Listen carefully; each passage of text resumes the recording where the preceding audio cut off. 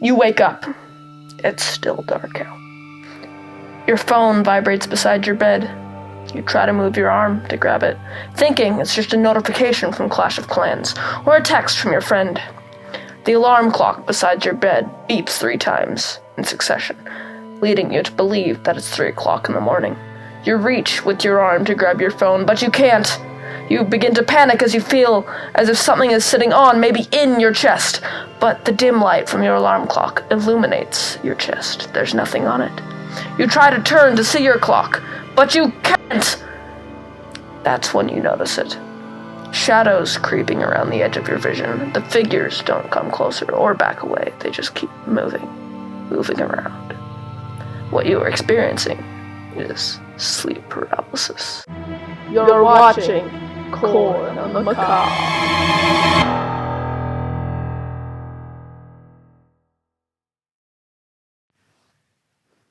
I have been doing research on sleep paralysis not because I have problems with it, but because the subject interests me.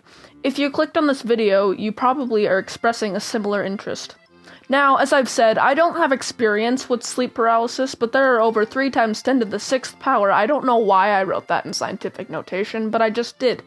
There are over 3 million people in the United States of America alone who have it occur per year. It's a fairly common occurrence.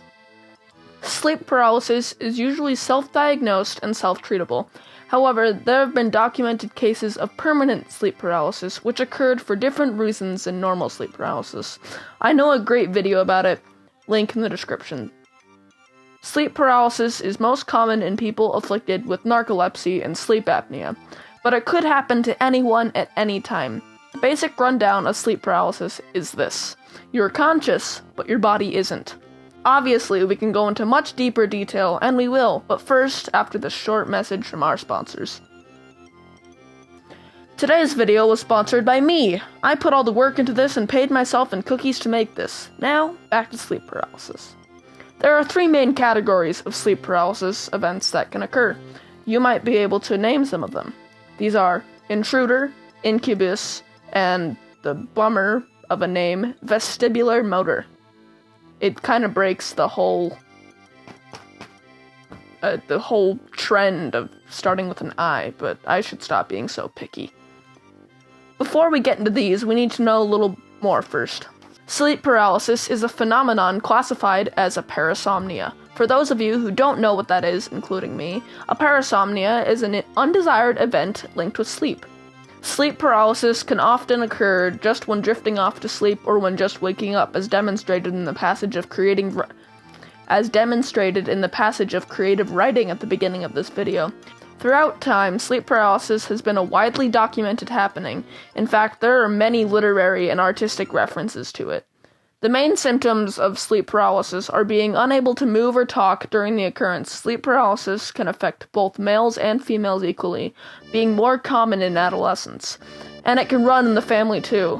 But regardless of your chances of suffering this, there's no doubt that you'll feel horrified and terrified of what you experience. Intruder. The first main category. The supposed presence of a shadow man. Disturbing sounds of doorknobs and footsteps plague you. You feel an unsettling presence and maybe even see him, lurking in the shadows, or outside your window. The shadow creature, the night hag. They crawl to you and you can't stop them. The night hag will steal your soul. She'll take you for a ride of horror beyond measure. She'll haunt you and you'll have no escape. Or she won't, because it's all in your head. But you can never know for sure until it's over. Incubus. There's a weight on your chest. You can't breathe. You feel as if you're to die at any moment. Maybe you're smothered in invisible cloth, but of course, you actually can breathe. Or can you? Vestibular motor. You've left your body, or you feel you have. You feel as if you're floating, spinning, out of the body, abducted. Maybe you have been, but you wake up completely, and you're returned to your body. All is well. You can go back to sleep and rest well. But will the night hag strike again?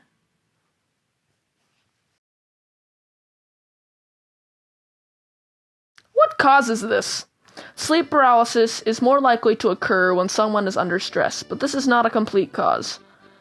Sleep has two portions: REM, rapid eye movement sleep, and NREM, which is non-rapid eye movement sleep. What is REM sleep? During REM sleep, the eye moves rapidly in random directions. People usually enter this during the beginning 90 minutes of sleep. Most dreams happen in this stage. Our brain is almost as active as it is during the woken hours of the day. The first REM cycle lasts for around 10 minutes, and the final ones can last up to an hour. Most adults spend about 20% of their sleep in the REM stage, while babies spend around 50%. NREM has many stages. Each stage can last for 5 to 15 minutes. Stage 1. You're just on the edge of sleep. Your eyes are closed, but you can be easily woken. Stage 2. Your heart rate will drop, and so will your body temperature. This is to prepare your body for deep sleep. Stage 3 is deep sleep.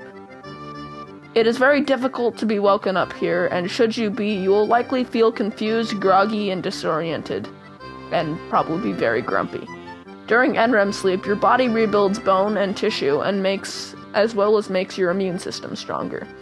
So that's why it's best to get sleep when you're sick. Now that we understand what happens when we sleep, we can understand what goes wrong to freeze us. Our brains transition from REM to NREM, or vice versa, somehow gets knocked out of sync. We wake up and are fully conscious, but our body is still asleep. Something about this makes the midbrain, the part of our brains that detects threats, hypervigilant. If you want a deeper explanation, I would suggest taking a look at the Wikipedia article, because it has all this deep explanation of everything, and goes into a whole bunch of chemistry and brain stuff that, if I were to go into, it would probably add another 20 minutes to this video, along with me understanding none of what I'm saying. How can you avoid sleep paralysis? Sleep paralysis is not a medical diagnosis, but seeing an expert, so not me, is advised if the episodes repeat regularly or if you are afraid to sleep because of this. The doctor will likely tell you that you need to get better sleep or to understand the physiology of sleep. Like I have said twice before, I have no experience with sleep paralysis myself, but I was lucky enough to find someone who has. My cousin gave me permission to use this interview I recorded with her, so here it is now. So tell me your experiences on sleep paralysis. Sleep paralysis. I experienced it one time, and before I went to bed, my mom was watching like a scary crime documentary, so that was kind of on in the background while I was getting ready for bed. But then the middle of the night, it's probably 2 in the morning, I remember kind of waking up, but I couldn't move my body. The first thought that I had was, I'm getting kidnapped. I just remember trying to move my wrist, but I couldn't get it to move. And then in the corner of my room, it looked like there's some tall figure there, over kind of by my turtle cage. And I was scared, and I thought there was somebody there, and I couldn't move my body. I thought maybe I was drugged, and I just remember trying to move. And after a few minutes, I started moving my wrists, and I kind of flew out of bed, and there was nobody in my room, and I was fine.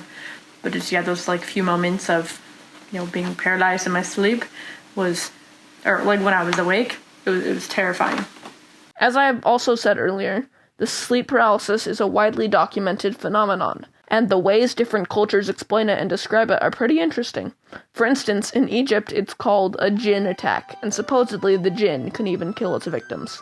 And in Cambodia, they call it ghosts pushing you down, referring to visitations from your deceased relatives.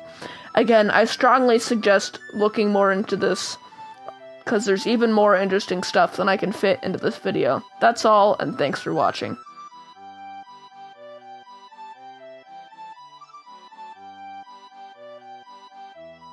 Whoa! You made it to the end of the video. Did you like my video essay? This is the first one I've done, and more are to come, so keep an eye out, folks. Make sure to share this video with all you think might find this interesting, and subscribe to encourage me to make more. That's all, and thanks for watching. Cue outro.